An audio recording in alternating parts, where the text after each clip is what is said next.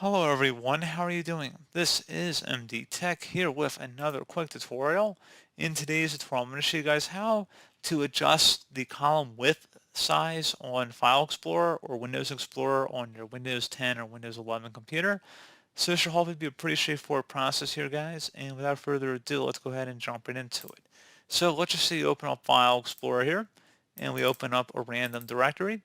If you want to make columns larger or smaller, drag your mouse in between the two top column headers, and you'll see a little bar with two arrows pointing out of both sides of it.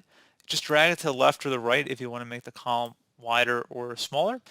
And alternatively, you just want to make it big enough so that any text that's being cut off on the column will be visible. If you just drag your mouse cursor in between the two columns and just double click, it'll make sure that all the text up to the largest character file name will be visible in its entirety in that column. So pretty straightforward process, guys. Do hope I was able to help you out, and I do look forward to catching you all in the next tutorial. Goodbye.